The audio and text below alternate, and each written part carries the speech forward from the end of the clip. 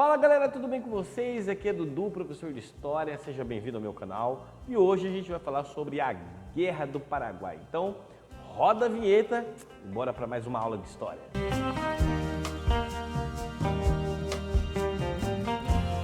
Bom galera, para falarmos sobre a Guerra do Paraguai, a gente tem que entender alguns passos importantes, do que estava acontecendo. Primeira coisa é que a guerra ela deve ser pensada como um conflito cujas motivações foi exatamente na Constituição, se encontra na Constituição dos Estados Nacionais Platinos e também na disputa aí entre esses países pelo predomínio político e econômico da região ali do Cone Sul.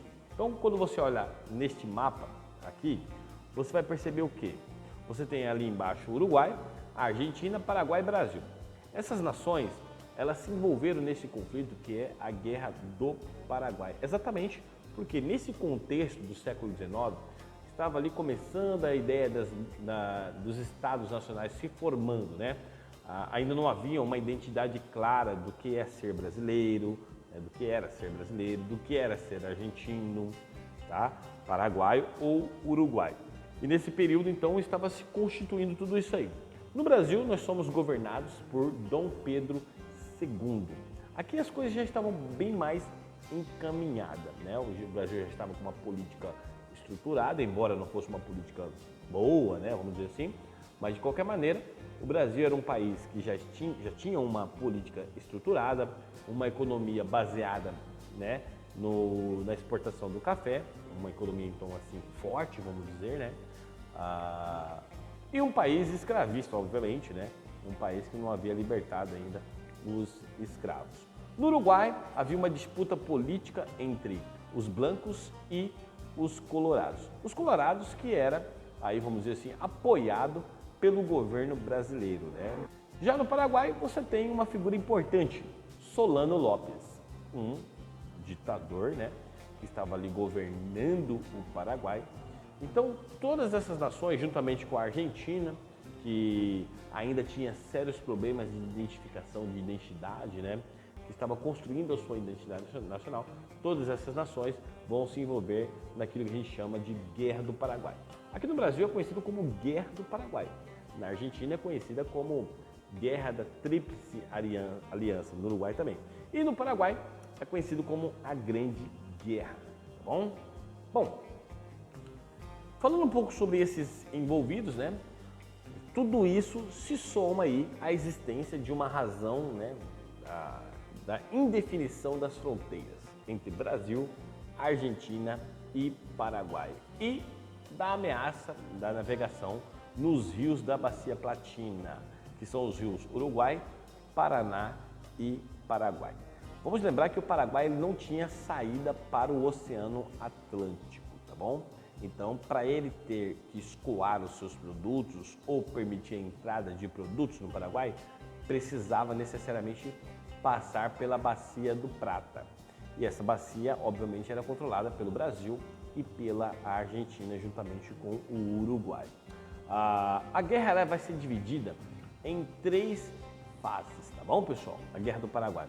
A primeira fase foi marcada pela Ofensiva Paraguaia, que após ocupar Mato Grosso e Corrientes, na Argentina, vai invadir as cidades de São Borjas e Uruguaiana, no Rio Grande do Sul.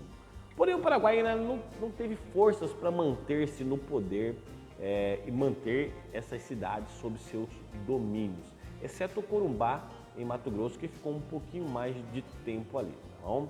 E aí você vai ver que no primeiro momento vamos ter a famosa batalha ali de Riachuelo, no Rio Paraná, onde a marinha paraguaia vai ser totalmente destruída pela marinha brasileira, que tinha embarcações mais modernas e uma estratégia de guerra mais avançada para aquele momento. Inclusive você pode ver este quadro pintado, a mando de Dom Pedro, que retrata ali a batalha do Riachuelo, tá bom? Obviamente que o quadro vamos dizer assim, é romantizado, tá bom? Bom, a segunda fase da guerra é a mais importante de toda ela. Por quê? A Tríplice Aliança vai conseguir invadir o Paraguai, tá bom? E no dia 24 de maio de 1866, acontece aí a chamada Batalha do Tuiuti, tá? Onde a Tríplice Aliança consegue vencer os paraguaios em solo paraguaio pela primeira vez. E a guerra vai começar a seguir, né? A gente vai ter então uma troca de comando, né? Na tropa brasileira. Vai entrar agora aqui o Marquês de Caxias, tá? Após o ano de 1868 ele vai assumir. E aí, após o Marquês de Caxias assumir o comando do Exército Brasileiro, e aí eu vou abrir um parênteses aqui, quem era esse Exército Brasileiro nesse período? O Exército Brasileiro era formado pelo Exército em si, pela Guarda Nacional, tá? E também por negros escravizados. Por quê? Muitos brancos não queriam lutar no exército, então eles acabavam colocando os negros para lutarem neste exército, os africanos, os escravizados, tá? Mas o que acontece é que há uma promessa para esses escravizados que se eles lutassem, eles conseguiriam a alforria, a sua libertação. De fato, isso não aconteceu, porém foi uma coisa importante, porque começou a acender mais ainda a ideia do sentimento de brasilidade, né? O Brasil se envolveu, tá? Criou-se aqui a questão dos voluntários da pátria, né? Por Dom Pedro II. O Brasil começou a entrar nesse clima de guerra. Inclusive aqui na cidade de Cuiabá nós tivemos uma rua chamada Voluntários da Pátria, em homenagem a essas pessoas que se voluntariavam para entrar no exército, certo? E óbvio que se fazia aí uma caveira do inimigo, né?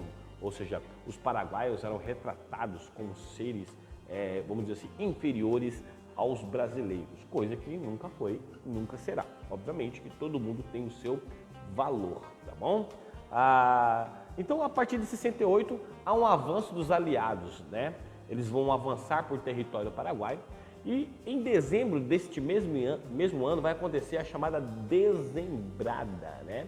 Onde os brasileiros, os argentinos e os uruguaios vão conquistar territórios importantes no Paraguai. Então, depois de sucessivas batalhas, como por exemplo Itororó, Avaí, Lomas Valentinas, né, o exército paraguaio vai começar a ser aniquilado, tá bom? E aí, entre 1º e 5 de janeiro de 1869, né, a capital do Paraguai, Assunção, vai ser tomada pelas tropas brasileiras, ok? A terceira fase da guerra, galera, é quando o Solano Lopes tenta as últimas investidas para conseguir mudar os rumos da batalha. Ao invés dele se render, ele vai inclusive colocar crianças para lutar nessa batalha. E obviamente que essas crianças também vão ser massacradas pelas tropas brasileiras, que por sinal, ao verem que eram crianças, não têm a mínima piedade de parar, não, continuam com as matanças, tá bom? Lopes, ele consegue fugir, foge para o norte do Paraguai, só que ele é perseguido pelas tropas brasileiras.